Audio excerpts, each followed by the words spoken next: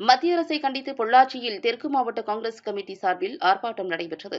நாடாளுமன்றத்தில் கலர் புகைகுண்டு வீசிய சம்பவத்தை கண்டித்தும், எதிர்க்கட்சி எம்பிக்களை இடைநீக்கம் செய்யப்பட்ட மத்திய அரசை கண்டித்தும், நாடு முழுவதும் காங்கிரஸ் கட்சி உள்ளிட்ட எதிர்க்கட்சிகள் பல்வேறு போராட்டங்களை நடத்தி வருகின்றனர்.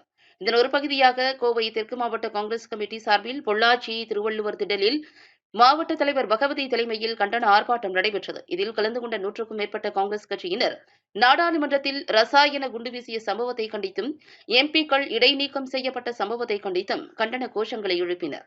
ஆர்ப்பாட்டத்தில் கலந்து கொண்ட தமிழ்நாடு காங்கிரஸ் கமிட்டி மாநில துணைத் தலைவர் கந்தசாமி செய்தியாளர்களுக்கு அளித்த பேட்டியின் போது கூறுகையில், 5 அடுக்கு பாதுகாப்பு போடப்பட்டுள்ள நாடாளுமன்றத்திலேயே கலர் புகை குண்டு வீசப்பட்டு மிகப்பெரிய அச்சுறுத்தலை ஏற்படுத்தியுள்ளார்கள். நாடாளுமன்றத்தில் உரிய பாதுகாப்பு இல்லை. இதை எதிர்த்து கேள்வி கேட்கும் எதிர்க்கட்சி எம்பிக்களை இடைநீக்கம் செய்யப்படுவது என்பது ஜனநாயக படுகொலை. இந்தியாவை 2 மரண வியாபாரிகள் ஆட்சி செய்து கொண்டிருக்கின்றார்கள் என கடுமையாக விமர்சித்தார்.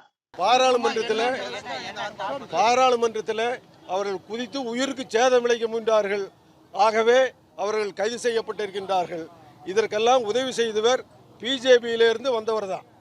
ஆக பிஜேபி அரசாங்கத்தை எங்களை பொறுத்த அளவில் அவர்களுடைய உத்தரவினுடைய தான் அவர்கள் எல்லாம் வந்திருப்பார்கள் என்று சொல்லி கோஷமிட்ட பொழுது, ஆர்ப்பாட்டம் செய்கிறது பொழுது அங்கே இருக்கின்ற நாடாளுமன்ற உறுப்பினர்கள் வெளியேற்றப்படுகின்றார்கள்.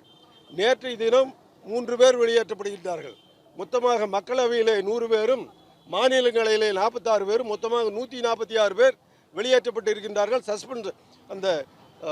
சஸ்பெண்ட் செய்யப்பட்டிருக்கின்றார்கள். இதை வன்மையாக கண்டிக்கின்றோம். இந்த அரசை அப்புறப்படுத்த வேண்டும்.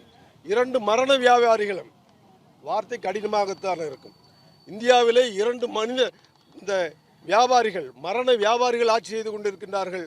இவர்களை அப்புறப்படுத்த வேண்டும் என்பதுதான் எங்களுடைய நோக்கம். அதற்காகத்தான் இந்த ஆர்ப்பாட்டம்.